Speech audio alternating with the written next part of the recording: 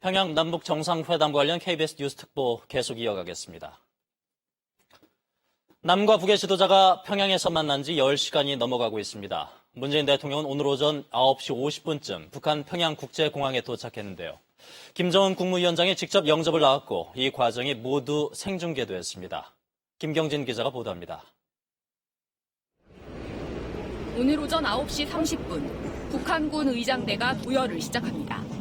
북한 평양국제공항에 레드카펫이 깔리고 문재인 대통령을 열렬히 환영합니다라는 현수막이 걸립니다. 북한 시민들은 꽃다발을 들고 문 대통령을 환영했습니다. 2000년, 2007년과 달리 처음으로 인공기와 한반도기를 든 점이 눈에 띄었습니다. 김여정 노동당 제1부부장은 현장을 지휘하면서 문 대통령 영접을 준비했습니다. 오전 9시 49분, 문재인 대통령이 탄 공군 1호기가 순안공항에 착륙합니다. 서울공항을 떠난 지 54분 만입니다. 문재인 대통령이 비행기에서 내리자 김정은 국무위원장과 부인 리설주 여사가 영접을 나옵니다. 북한 퍼스트레이디가 공항에 영접을 나온 것도 이번이 처음입니다. 대통령각하 선인민군 명예민대는 각하를 영접하기 위하여 승렬하였습니다. 남북 정상은 북한군의 공동 사열을 받았습니다. 두 정상은 차량을 나눠 탄 뒤 공항을 떠났습니다. 오늘 현장은 이례적으로 모두 생중계됐습니다. 북한 조선중앙TV는 남측 주관 방송사인 KBS가 현장을 생중계할 수 있도록 적극 협조한 것으로 알려졌습니다. 두 정상은 공항을 떠나 백화원으로 향했습니다. 오전 11시 17분 백화원에 도착한 두 정상, 첫 오찬은 따로 진행했습니다. 문 대통령은 참모들과 함께 오찬을 하며 오후 정상회담을 준비했습니다. KBS 뉴스 김경진입니다. 서해 직항로를 통해 평양에 도착한 문재인 대통령은 김정은 북한 국무위원장과 같은 차에 탑승해 백화원 영빈관에 도착했습니다. 이동하는 과정에서 평양 시내에서는 카퍼레이드도 펼쳐졌습니다. 보도에 김수영 기자입니다. 오전 10시 21분 차량을 나눠 탄 뒤 공항을 떠난 문재인 대통령과 김정은 국무위원장. 이동 중이던 차에서 내려 평양 시민에게 꽃다발을 받습니다. 이내 무게차에 함께 타고 다음 공식 장소인 백화원 영빈관까지 이동했습니다. 평양 시내 명소인 3대 혁명 전시관과 금수산 태양궁전 등을 지나는 동안 형형색색의 한복을 입은 평양 시민들은 붉은색 꽃을 흔들며 열렬한 환호를 보냈습니다. 두 정상은 뒷좌석 지붕이 없는 벤츠 S600 차량을 타고 일일이 손을 흔들어 화답했습니다. 공항을 떠난 지 1시간 뒤인 오전 11시 19분, 두 정상은 백화원 영빈관에 도착했습니다. 김정숙 여사와 리설주 여사도 별도의 차량에 동승한 채 백화원 영빈관에 들어섰습니다. 김대중 전 대통령도 지난 2000년 정상회담 당시 평양에 도착 후 순안공항에서 백화원 영빈관까지 김정일 국방위원장과 같은 차에 타고 1시간여를 이동한 바 있습니다. 백화원 영빈관에 도착한 두 정상은 1일차 정상회담이 열리기 전 오찬 시간을 가졌습니다. KBS 뉴스 김수영입니다. 북한에서는 김정은 국무위원장 부부를 비롯해 핵심 관계자들이 공항에 나와 문 대통령 내외를 맞았습니다. 김 위원장의 여동생인 김여정 노동당 제1부부장이 환영 행사장을 진두 지휘하는 모습이 눈에 띄었습니다. 보도에 하송연 기자입니다. 문 대통령을 영접하기 위해 북한의 실세들이 한 줄로 도열했습니다. 북한의 헌법상 국가수반인 김영남 최고인민회의 상임위원장과 최근 남북 행사에서 잘 볼 수 없었던 최룡해 노동당 부위원장이 나란히 모습을 드러냈습니다. 북한의 군부 서열 1위인 김수길 군 총정치국장과 우리의 국방부 장관격인 노광철 인민무력상도 자리했습니다. 군복을 입고 서 있던 이들은 문 대통령에게 거수 경례를 했습니다. 당과 군의 최고위 관계자들과 함께 리수용 노동당 국제담당 부위원장, 리용호 외무상, 리선권 조국평화통일위원장 등의 모습도 눈에 띄었습니다.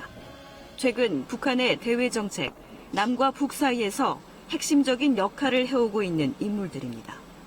특히 대미협상과 대남 관계를 주도하는 김영철 당 대남 담당 부위원장과 이른바 김정은의 그림자로 불리는 조용원 당 중앙위 부부장은 공항청사에서 나오는 김정은 국무위원장 부부를 수행해 눈길을 끌었습니다. 이 밖에 이번 정상회담이 열리는 평양시를 책임지는 김능호 평양시 노동당 위원장과 차이림 평양시 인민위원장이 함께 문 대통령을 맞이했습니다. 김정은 국무위원장의 동생인 김여정 노동당 제1부부장의 핵심 역할은 이번에도 이어졌습니다. 검은 투피스 정장 차림으로 행사장을 분주히 오가며 사전에 현장을 진두지휘하는가 하면 남북 정상을 밀착 보조하며 실세로서의 존재감을 드러냈습니다. KBS 뉴스 하송현입니다. 문재인 대통령과 김정은 북한 국무위원장과의 오늘 회담은 오후 3시 45분에 시작해서 2시간 동안 진행되었습니다. 남북 정상은 평화와 번영, 북미 대화의 결실을 기원했습니다. 박대기 기자가 보도합니다.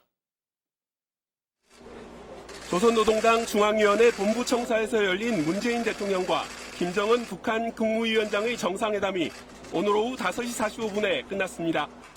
회담은 오후 3시 45분에 시작해 모두 2시간 동안 진행됐습니다. 당초 오후 3시 반에 시작해 5시에 끝날 예정이었지만 시작 시간이 15분 늦어지고 회담 시간도 30분 길어졌습니다. 문재인 대통령은 8천만 결의 한가위 선물로 풍성한 결과를 남기는 회담이 되길 바란다며 전 세계인에게도 평화와 번영의 결실을 보여줬으면 좋겠다고 말했습니다. 이에 대해 김정은 위원장은 북미 대화의 불씨를 문 대통령이 찾아줬다며 북미 정상회담은 문 대통령의 덕이라고 해도 과언이 아니라고 답했습니다. 평양에서 열린 첫 정상회담에서 우리 측 배석자는 서훈 국가정보원장, 정의용 청와대 국가안보실장이었고 북측 배석자는 김여정 중앙당 제1부부장, 김영철 당 중앙위 부위원장이었습니다.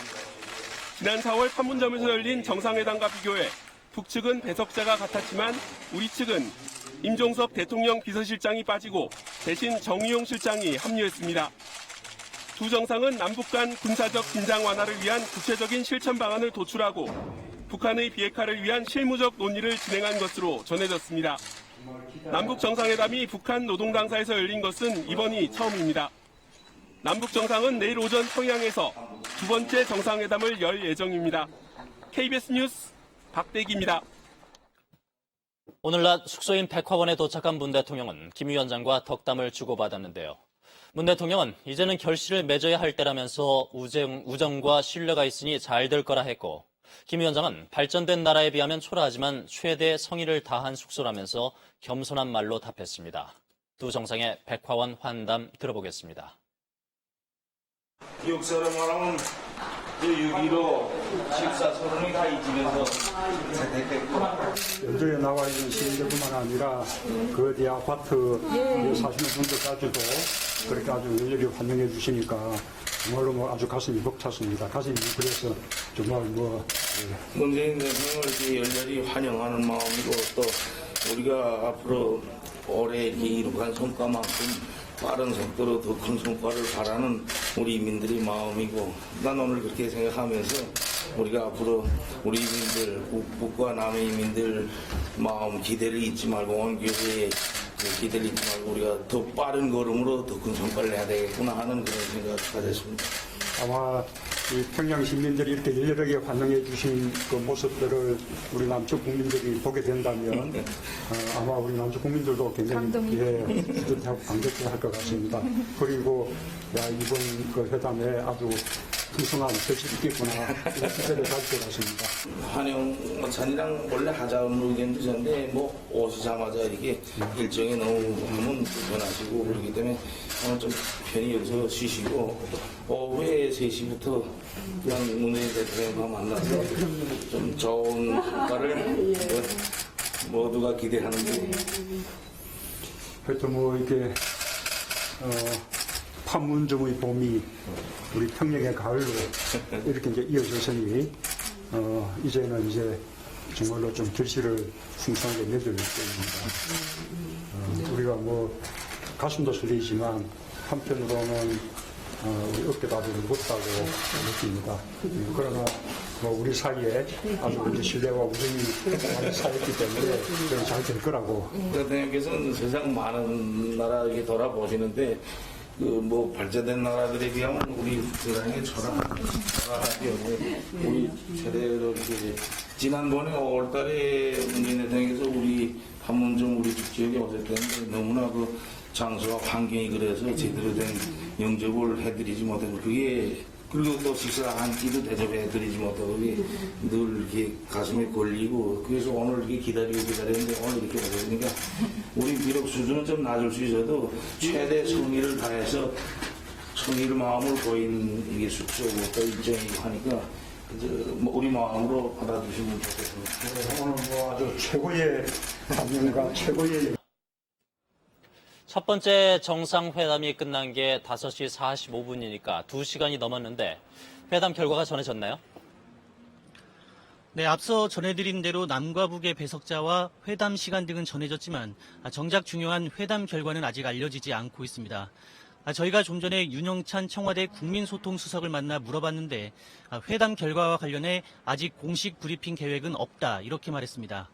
현재 프레스센터에 있는 각국의 취재진들도 혹시나 전해올지 모를 회담 결과를 차분하게 기다리는 모습입니다. 그런데 앞서 윤영찬 수석이 오후에 한 정례 브리핑 내용을 보면 오늘 회담 결과가 전해지지 않을 가능성도 적지 않아 보입니다. 윤 수석은 이번 회담의 최대 의제인 비핵화 논의의 진전 여부에 대해서 오늘 중에 어떤 결과가 나오길 기대하는 건 쉽지 않아 보인다. 또 내일 둘째 날 회담이 끝나야 전체적인 성과를 알 수 있을 것이다. 이렇게 신중한 반응을 보였습니다. 대신에 회담 당시 남북 정상의 모두 발언 내용은 전해졌는데요. 김정은 위원장은 역사적인 조미대와 상봉의 불씨를 문 대통령께서 찾아줬다면서 이는 문 대통령의 덕이라고 해도 과언이 아니라고 말했습니다. 이에 문 대통령은 어려운 조건에서 인민의 삶을 향상시킨 김 위원장의 리더십에 경의를 표하며 기대하는 바가 크다 이렇게 화답했습니다. 문 대통령은 회담에 앞서 방명록에 평화와 번영으로 결의의 마음은 하나다 이렇게 적기도 했습니다. 정상회담 이후에 문재인 대통령 부부와 수행원들은 평양 대극장에서 삼지연 관현악단 공연을 관람한 것으로 전해졌습니다. 이어지는 만찬은 당초 저녁 9시에 끝날 예정이었는데 평양 현지 상황에 따라서 변경 가능성이 큰 것으로 전해지고 있습니다. 자세한 소식이 들어오는 대로 다시 전해드리겠습니다. 동대문 디자인 플라자에 마련된 메인 프레스 센터에서 황현택 기자였습니다. 이어서 조성열 국가안보전략연구원 수석연구원, 안문석 전북대 정치외교학과 교수, 그리고 KBS 보도본부 통일외교부 박경호 기자와 함께 오늘 첫날 일정을 되짚어보겠습니다. 먼저 박경호 기자. 네.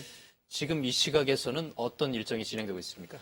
방금 전 들으신 것처럼 예정된 일정은 정상회담 이후에 삼지연 악단의 공연을 관람을 하고 그리고 목난관이라는 그 연회장에서 열리는 만찬이 예정돼 있었습니다. 그런데 아직까지 공식적으로 확인은 안 되는데 원래 그 목난관에서 열리는 만찬, 환영 만찬이 9시에 끝나는 걸로 예정이 돼 있었거든요. 그러니까 만약에 지금 예정대로라면 한창 서로 모든 정상회담에 참여한 수행원들이나 인원들이 참여하는 환영 만찬이 지금 진행 중일 것으로 예상됩니다. 오늘 하루 숨가쁘게 일정을 보냈는데 그 중에서도 회담 일정과 관련해서 어떤 내용이 오갔을지가 가장 궁금한데 2시간 동안 진행된 회담에서 네. 어떤 내용들이 오갔을까요? 가장 중요한 의제는 역시 비핵화 문제겠죠. 미국이 원하는 핵신고 이것을 해줄 것인지, 그걸 못하면 그보다 낮은 수준으로 어느 정도 해줄 것인지 그런 거에 대해서 이제 논의를 했을 겁니다. 주로 이제 문재인 대통령이 김정은 위원장한테 많은 설명을 했을 것 같아요. 예. 미국은 이런 생각을 가지고 있다. 핵신고를 하면 지금 당장은 아니더라도 초기 단계에서 경제 제재를 하고 그 이후에 종전 선언을 하고 이런 것도 생각을 하고 있다. 만약에 그렇다면 그런 얘기까지 다 포함해서 그동안에 한미 간에 논의했던 것을 중심으로 해서 김정은 위원장이 비핵화와 관련해서 구체적인 행동을 할 수 있도록 많이 설명을 했을 것 같아요. 그 부분이 오늘 핵심적인 의제가 됐을 것 같습니다. 조성열 의원님, 예, 의제가 3개였는데 첫날 회담에서 3개의 의제가 다 얘기가 됐을까요? 우리가 이제 주목해야 될 게 지난 4월 27일 판문점 회담 그리고 5월 26일 북한 통일각에서 이제 긴급히 이제 번개 회담을 했고요. 이번 다시 세 번째 회담인데 일관되게 이제 계속 세 회담에 다 참석한 분이 계십니다. 바로 이제 대통령과 서훈 국정원장인데요.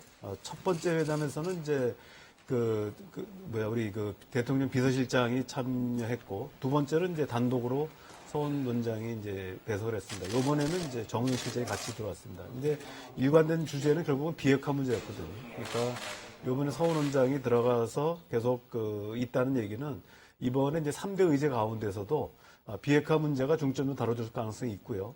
그 다음에 이 부분이 이제 보통 과거에 이제 그 지난 정부에서의 정상회담은 전날에는 이제 김영남 상임위원장이 하고 그 다음날 이제 최고 지도자들 간의 정상회담이 1회를 해서 합의문이 만들어졌습니다. 이번에는 이제 정상회담이 2번 나눠진다는 의미는 뭐냐면 결국은 이제 핵심적인 비핵화 의제가 아마 오늘 집중을 논의됐을 가능성이 높고요. 대신 이제 정부 그 수행원들 그리고 이제 재계나 이런 분들은 이제 예를 들면 재계 관계자들은 이제 리용남 북한 이제 내각 부총리를 만났고요. 또 정부 관계자들은 김영남 상임위원장과 이제 회담을 했습니다. 아마 이런 부분들을 보면은 주요 3대 의제 가운데서 정상 간에는 이제 비핵화 의제가 중점 논의된 것 같고요. 다른 의제들은 이제 다른 채널을 통해서 논의하다가 아마도 내일 오전 9시부터 열리게 돼 있는 두 번째 정상회담에서 확대 정상회담 성격을 가지면서 3대 의제가 같이 이제 집약적으로 논의되지 않겠나 생각합니다. 그래서 오전 논의를 통해서 오후에 가능하다면 이제 오후에 공동 언론 보도문이 나오지 않을까 생각합니다. 또 철도 도로 연결에 관한 문제에 대해서는 코레일 사장 또 국토교통부 장관도 동의를 했기 때문에 그 부분도 또 얘기가 됐을까요? 이번에 그 경제인들이 그 주요 대기업 총수들 비롯한 경제인들 17명이 이제 특별 수행원 자격으로 참여했고요. 말씀하신 것처럼 국토교통부 장관과 해양수산부 장관들도 이제 참여하지 않았습니까? 그런데 그 경제인 특별 수행원들은 리용남 내각 부총리를 만났습니다. 경제 담당을 하는 담당인데 지금 들어온 소식에 의하면 리용남 부총리가 북남 관계, 남북 관계에 있어서 철도 협력 사업이 중요하다 이렇게 강조를 한 것으로 보고가 됐고요. 그리고 오영식 코레일 사장에게는 좀 더 자주 와야 된다. 그 철도 연결이 중요하니까 좀 더 자주 와야 된다. 이런 식의 얘기를 했다라고 지금 공개가 됐습니다. 안 교수님, 또 하나의 관심은 이산가족 상봉의 정례화 그리고 개성공단의 재개 문제입니다. 이 부분은 또 어떻게 보십니까? 네, 이제 세 가지 의제 중에서 제일 중요하고 핵심적인 것은 역시 비핵화일 것이고 두 번째는 이제 군사적 긴장 완화 이런 거겠죠. 세 번째가 이제 남북관계 발전 이런 것일 겁니다. 근데 이제 비핵화를 해야 되는 이유 또 남북 간의 긴장 완화를 해야 되는 이유 이게 결국은 사실 남북 간의 관계를 개선하기 위해서 하는 거거든요. 그래서 결국은 남북 관계 발전 이 부분이 매우 중요하죠. 이런 부분에 대해서는 이제 그동안에 많이 논의가 되어 왔고 이번 정상회담에서 합의가 될 만한 부분도 많이 있습니다. 뭐 금방 말씀하신 대로 이산가족 상봉 같은 경우는 뭐 얼마 전에 한번 했죠. 근데 그것을 그렇게 일회성으로 하지 말고 정례화하자. 또 면에서도 만들자. 지금 금강산에 하나 있는데 거기는 교통이 불편하기 때문에 개성공단 쪽에 하나 더 만들자 이런 논의도 진행이 됐었습니다. 그래서 이번 정상회담에서 그런 부분까지 합의가 될 가능성이 있습니다. 또 지금 새로 들어온 그림이 있습니다. 화면을 보시면서 좀 얘기를 나누도록 하겠습니다. 이 그림이 그 정상회담이 열리는 시간에 퍼스트 레이디들, 그러니까 영부인들끼리 가졌던 행사입니다. 그러니까 옥류 아동병원, 아동병원에 두 분이 이렇게 같이 동반으로 참관을 하는 장면인데요. 오후 3시 45분부터 회담은 시작이 됐고 비슷한 시간에 회담이 진행되는 동안에 김정수 교수와 이석주 여사는 나름의 일정을 지금 소화하고 있는 거죠. 네, 지금 그 병원 의사들 그리고 아마 그 병원에서 이제 소개를 하는 지도원으로부터 병원에 대한 안내를 지금 받고 있는 모습으로 보입니다. 옆에 이설주 여사가 같이 동행하고 있고요. 처음에 그 윤영찬 수석이 말하기는 엑스레이와 CT실 뭐 이런 그 첨단 장비도 볼 거다 이렇게 지금 돼 있었거든요. 그러니까 갔는지를 보면 되고 뒤에도 보면은 지금 그 현정화 탁구 선수, 그 전 탁구 선수인가요? 그렇게 좀 수행원들도 좀 따라간 것 같습니다. 오늘 하루 일정을 서서히 좀 정리를 해보겠습니다. 안 교수님. 상당히 공항 직접 영접까지 나온 거 분위기는 좀 좋았다고 볼 수 있겠죠? 네.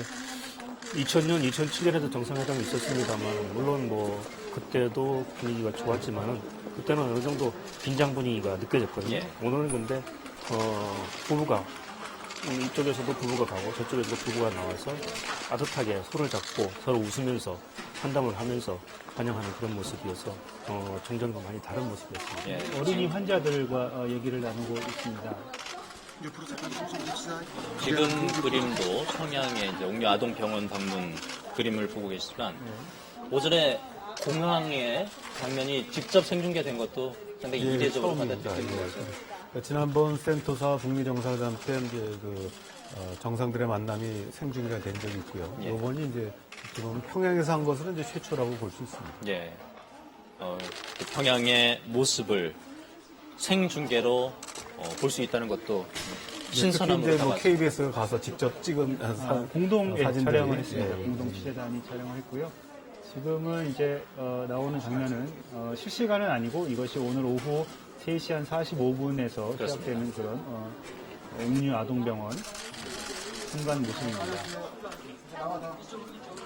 그 이설주 여사가 같이 저런 식으로 이제 참여하는 게 정상국가로서의 어떤 그 영부인 외교들 이런 활동이라고 볼 수가 있고요. 저희가 화면을 통해서 보는 장면은 크게 두 가지로, 그러니까 생중계로 보는 화면은 실시간으로 보는 게 되겠고, 네. 지금 같은 화면은 지나간 일정인데 다시 우리가 화면을 받아서 재생하는 그런 장면이 되겠습니다.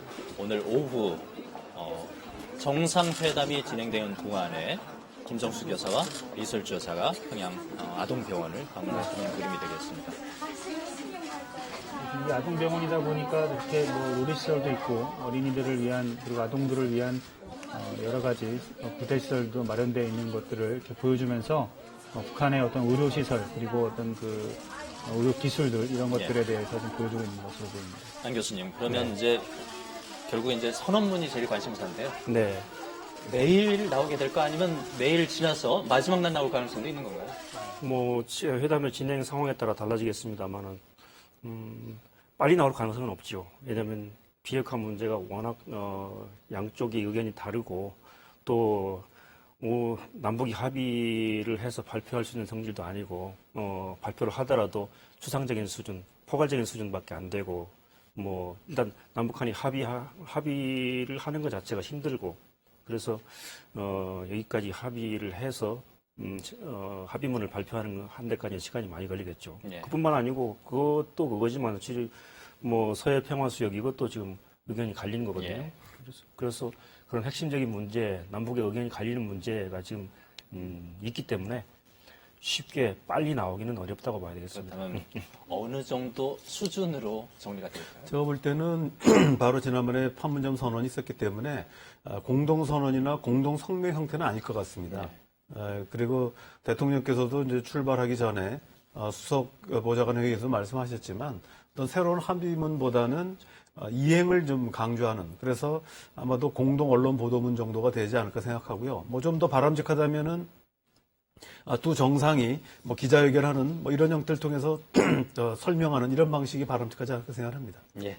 이렇게 두 분의 전문가 그리고 KBS 기자와 함께 오늘 첫날 일정을 되짚어봤습니다.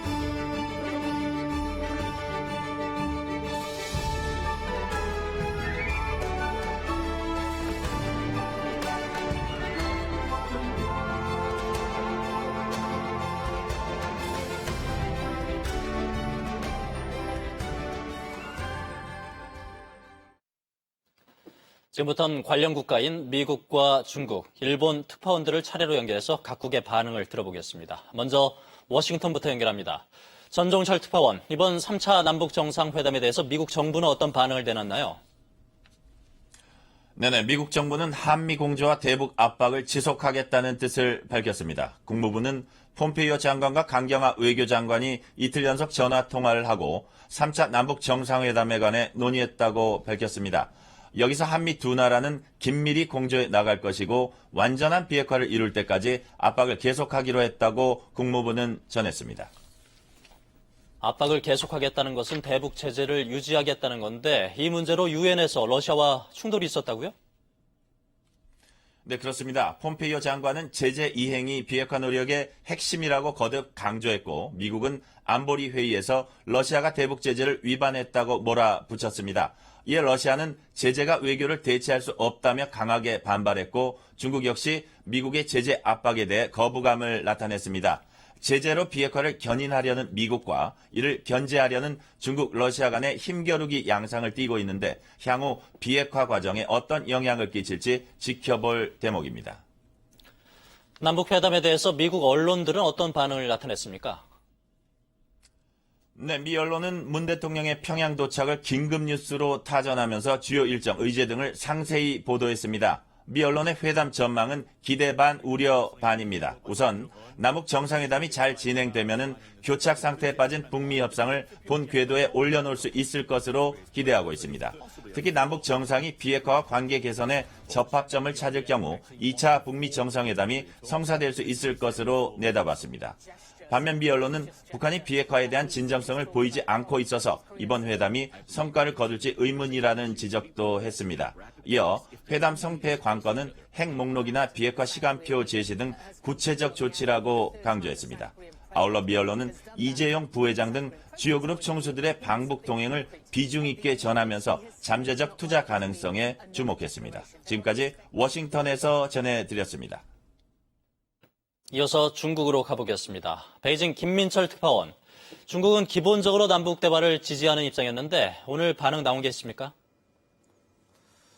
네, 이 남북관계 개선에 대해 적극 지지한다고 해온 중국. 오늘도 외교부 정례 브리핑을 통해서 이 같은 입장을 재확인했습니다. 껑슈앙 대변인은 중국의 가까운 이웃인 남과 북이 접촉과 대화를 이어가는 것을 기쁘게 보고 있다. 이는 한반도 비핵화에 도움이 된다. 긍정적 성과를 희망한다고 밝혔습니다. 또 한반도와 동북아의 항구적 평화와 안정을 하루빨리 실현하기 위해 중국도 노력을 다할 것이라고 덧붙였습니다. 관영 CCTV는 오전에 평양국제공항에서 문재인 대통령의 평양 도착과 김정은 위원장의 영접 장면을 모두 생중계로 전했는데요. 북측이 최고의 예우를 갖춘 것은 남측에 대한 존중과 자신감의 표현이다라고 풀이했습니다. 중국 매체들은 대체로 이 종전선언부터 요구하는 북한과 핵시설 명단부터 내어놓으라는 미국 사이에서 문 대통령이 어떻게 중재할지가 관심이라고 보도하고 있습니다. 다만 현재 북미 간 신뢰가 부족해서 이번 남북 회담이 북미 간 협상의 경색 국면을 타개할 수 있을지는 두고 봐야 한다는 신중론도 나오고 있습니다. 북미 간 협상이 교착된 상황에서 미국은 중국 배후론까지 제기를 했었는데 중국이 이런 점을 좀 의식하는 분위기입니까? 네, 아무래도 부담을 느끼는 분위기입니다. 북한의 구구절의 시진핑 주석의 방북이 무산된 점, 그리고 더 주목되는 것은 이 종전선언에 대한 입장입니다. 중국은 북한이 요구하고 있는 종전선언에 남북미 외에도 중국도 당사자로 포함돼야 한다는 기존의 입장을 갖고 있었는데 여기서 한 발 물러서는 듯한 분위기가 감지되고 있습니다. 시진핑 주석이 러시아에서 열린 이 동방경제포럼에서 현재 한반도 당사국은 한국과 북한, 미국이라면서 이들이 노력하고 우리는 협조해야 한다고 말했는데요. 이 때문에 중국이 종전선언에서는 일단 빠지는 게 아니냐는 해석도 나오고 있습니다. 입장 변화가 있는지 좀 더 지켜봐야겠지만 이 중국이 한반도 비핵화와 평화체제 정착을 위한 남북 간, 북미 간 판이 깨지는 것을 원치 않는 것은 분명해 보입니다. 지금까지 베이징에서 전해드렸습니다. 이번에는 일본입니다. 나시아 특파원, 오늘 제3차 남북 정상회담 소식, 일본에서는 어떻게 전하고 있습니까? 예, 공영방송 NHK가 문재인 대통령의 평양 도착 소식을 생중계하는 등 일본 언론의 관심이 한반도로 모아지고 있습니다. NHK는 오전에 환영 행사를 실시간 생중계한 데 이어 조금 전 저녁 종합뉴스를 통해 관련 속보를 상세히 전했습니다.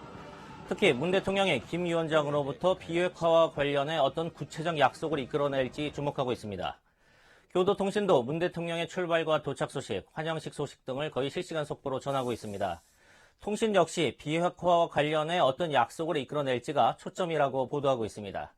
주요 신문들도 오늘자 석간 일면에 평양 환영 행사 사진을 싣는 등 비핵화 관련 협상에 깊은 관심을 보여주고 있습니다.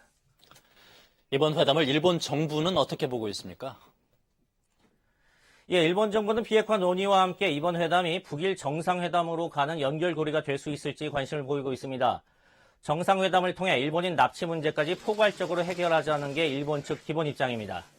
정부 대변인격인 스가 관방장관은 브리핑에서 비핵화 관련 북미 정상 합의가 완전하게 이행되는 것이 중요하다고 말했습니다. 또 남북 정상회담이 북한에 의한 일본인 납치 문제의 해결에 기여하길 바란다는 뜻도 밝혔습니다. 오는 20일 차기 총리를 결정하는 자민당 총재 선거에서 승리가 유력한 아베 현 총리 그리고 경쟁 상대인 이시바 전 간사장 모두 주요 의제로 대북 관계를 꼽고 있습니다. 아베 총리는 어제 지방 유세에서도 김정은 위원장과 마주보고 일본인 납치 문제를 해결해야 한다고 말했습니다. 이시바 전 간사장은 한 걸음 더 나갔습니다. 도쿄 거리 연설에서 평양과 도쿄에 각각 연락사무소를 개설하자고 주장하기도 했습니다. 지금까지 도쿄에서 전해드렸습니다. 지난 4.27 정상회담에서 김정은 위원장이 남북 사이의 거리를 언급하며 멀다고 하면 안 되겠구나라고 했던 발언이 화제가 됐었는데요. 이번에도 김 위원장 특유의 솔직하고 대담한 화법이 눈길을 끌었습니다. 허효진 기자가 보도합니다. 백화원 영빈관에서 양정상 부부의 환담이 마무리되는 순간 김정은 위원장이 기록영화 담당자 등 북측 취재진을 발견합니다.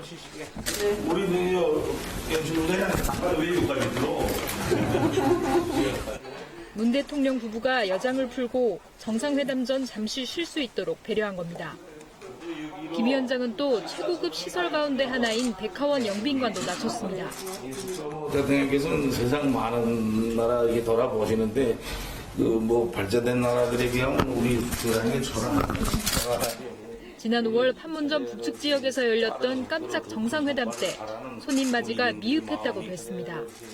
지난번에 5월달에 문재인 대통령께서 우리 판문점 우리 지역에 오셨는데 너무나 그 장소와 환경이 그래서 제대로 된 영접을 해드리지 못하고 그리고 또 식사 한 끼도 대접해드리지 못하고 그게 늘 이렇게 가슴에 걸리고. 김 위원장의 성의 표시에 문 대통령도 화답했습니다. 그래서 오늘 이렇게 기다렸는데 오늘 이렇게 오셨으니까 우리 비록 수준은 좀 낮을 수 있어도 최대 성의를 다해서 성의를 마음을 보이는 이게 숙소고 일정이고 하니까 우리 마음으로 받아주시면 좋겠습니다. 오늘 아주 최고의 감명과 최고의 연주를 받았습니다. 감사합니다. 양정상의 솔직하고 허심탄회한 화법이 이번 정상회담에서 어떤 결과를 이끌어낼지 주목됩니다. KBS 뉴스 허유진입니다. 또 이번 회담에서는 이산가족 상설면에서 설치 등 보다 근본적인 해결 방안이 나올 것으로 보여 기대감이 큽니다. 북녘에 가족을 남겨둔 사람들은 다시 만날 희망 속에 회담을 지켜보고 있습니다. 황경주 기자입니다. 꿈에나 잊을까 그리웠던 내 가족. 기나긴 기다림 끝에 상봉. 하지만 찰나였습니다. 언니야, 나한테 건강하고 오래 살아. 그래도 또 만나야지. 차창 밖에 언니 동생에게 오래 살라 부탁했던 배순이 할머니. 90년째 혈육 상봉을 기다리고 있습니다. 종일 이어진 정상회담 특보에서 눈을 뗄 수가 없습니다. 저기 이제 차에서 이제 이별할 때요, 저기. 혹시나 다시 볼 수 있을까? 자꾸 희망이 커집니다. 언니야, 그 제주도도 참 살기가 좋아 보이더라. 우리 통일되면 제주도 가서 살았으면 좋겠더라고. 이런 소리를 하더라고. 그렇게 짠하지. 그래. 그랬으면 얼마나 좋겠냐. 3살 배기 때 헤어져 71 할머니가 된 딸. 황우석 할아버지는 딸이 준 사진 3장과 북녘 집 주소, 함께 먹었던 점심 메뉴판까지 고스란히 간직하고 있습니다. 손바닥 대고 있으면 걔가 와서 탕탕 치면서 이제 울고 그렇게 해줬어요. 올해 89, 이번 회담 끝에 기대하는 소식은 오직 하나입니다. 한 번 더 가고 싶어요. 생전에 한 번 더 가고 싶어요. 근데 그런 날이 이제 내 생전에 돌아올 건지. KBS 뉴스 황경주입니다. 이번 회담에서는 군사 의제도 중점적으로 다뤄질 것으로 보이는데요. 그중에서도 서해 북방 한계선 인근 평화수역 설정 문제는 난제 중에 난제였던 만큼 정상 간에 어떤 합의가 이루어질지 관심을 모으고 있습니다. 서해 북방 한계선 관련 논란과 쟁점, 김기화 기자가 짚어봤습니다. 지금 제 발밑으로 그어져 있는 선이 바로 NLL, 북방 한계선입니다. 이 선은 정전협정 체결 직후인 1953년 마크 클라크 유엔 사령관이 설정했는데요. 당시에는 우리 측 어선과 해군의 북측 해역 진출을 방지하기 위해서 설정했던 만큼 북한에서도 딱히 이의를 제기하지 않았습니다.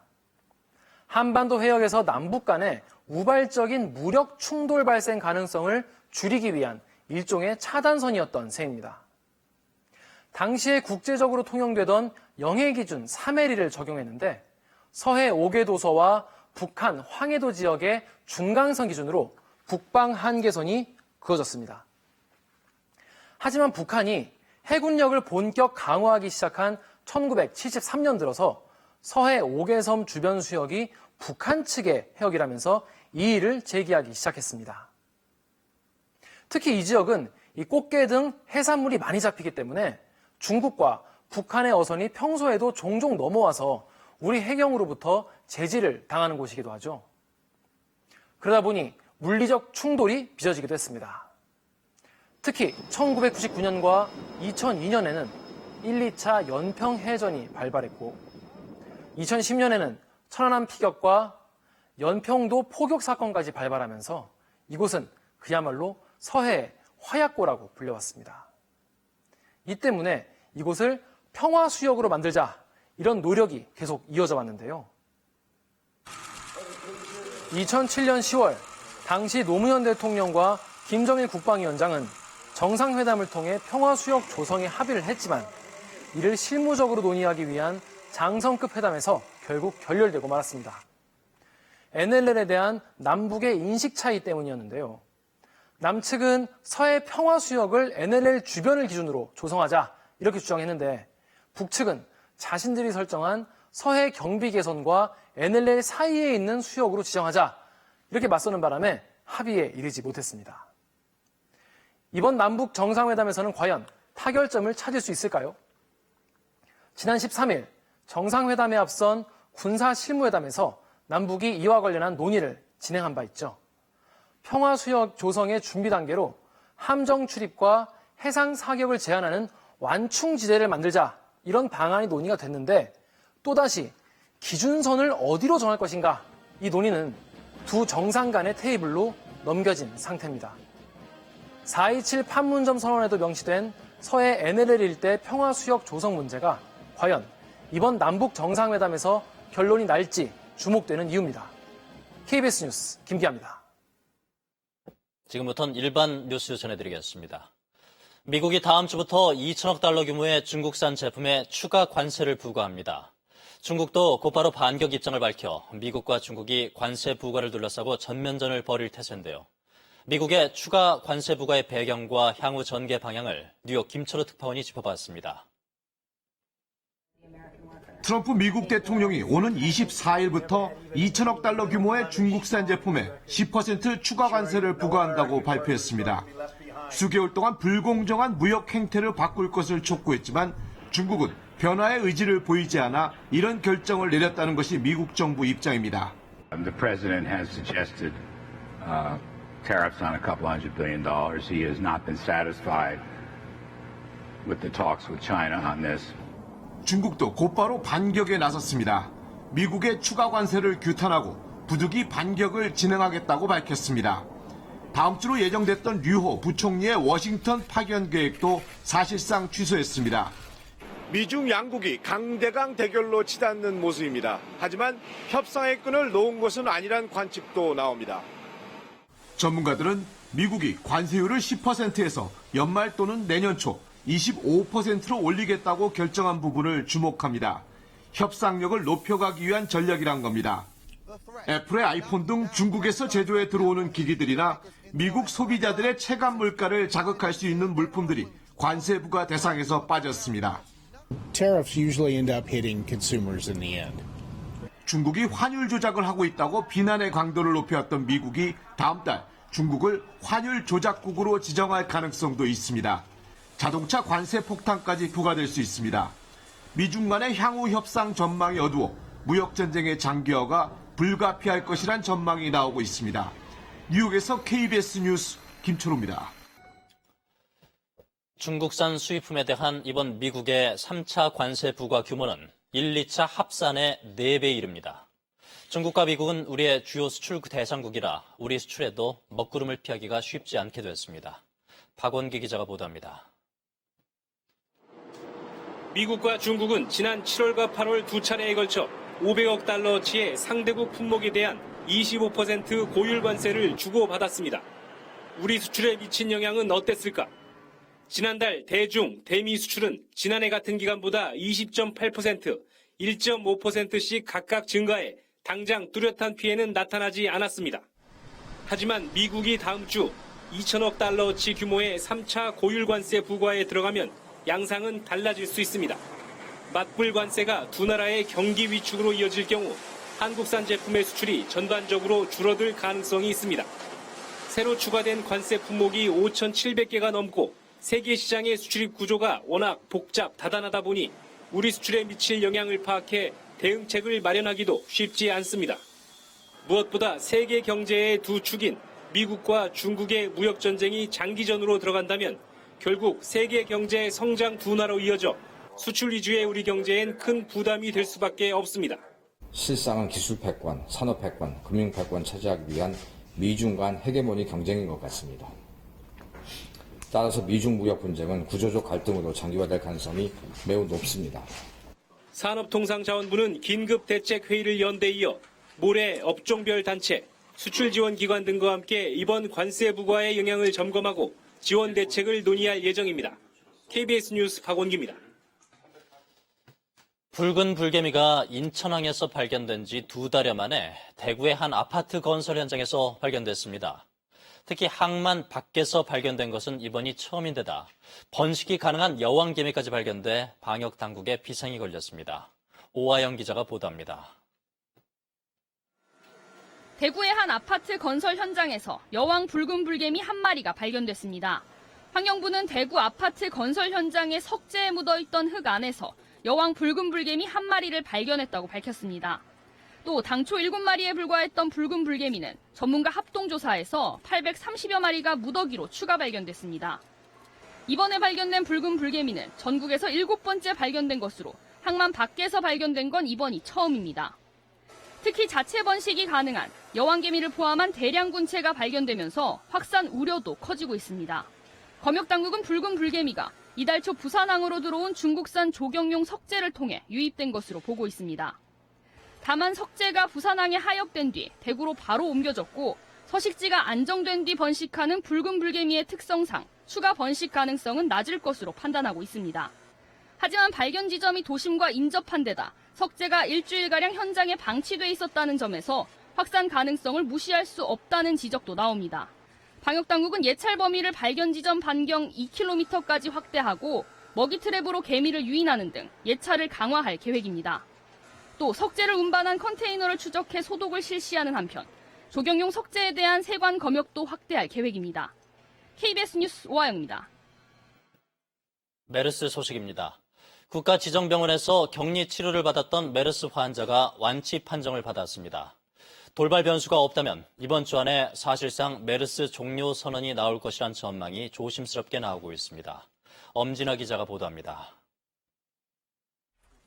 보건복지부는 메르스 환자가 오늘 의료진으로부터 메르스 완치 판정을 받았다고 밝혔습니다. 최근 2차례에 걸친 메르스 검사에서 모두 음성으로 확인됐기 때문인데 이에 따라 환자는 격리병실에서 일반 병실로 옮겨졌습니다.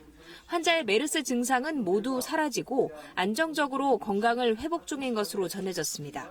밀접 접촉자 21명에 대해서는 오는 20일 2차 검사가 실시됩니다. 지난 13일 1차 검사에서 모두 음성 판정을 받은 데 이어 이번에도 음성으로 확인될 경우 오는 22일 0시를 기해 격리가 해제됩니다.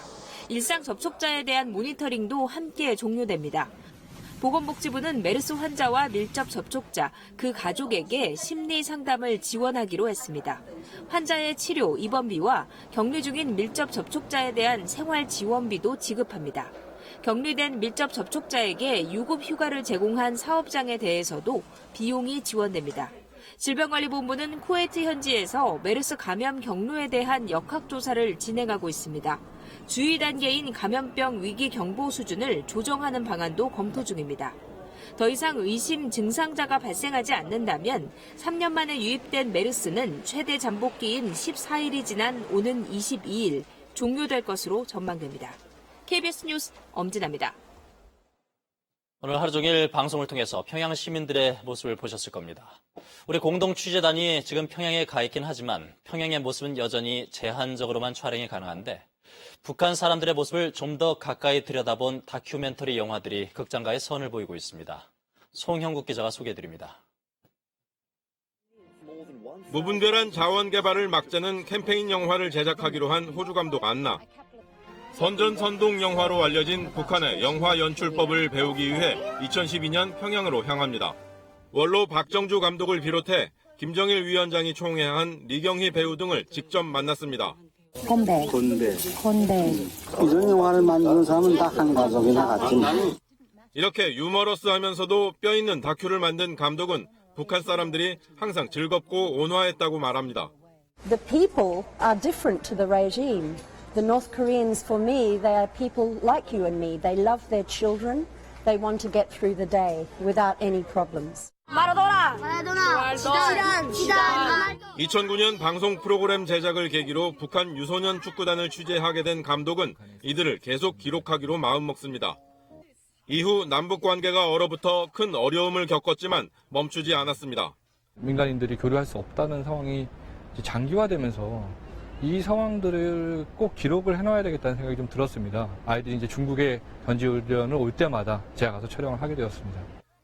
지난달 평양에서 열린 국제 유소년 축구대회에 이르기까지 10년 동안 북한 축구 꿈나무들의 성장을 고스란히 담은 이 작품은 DMZ 국제 다큐 영화제에 소개됩니다.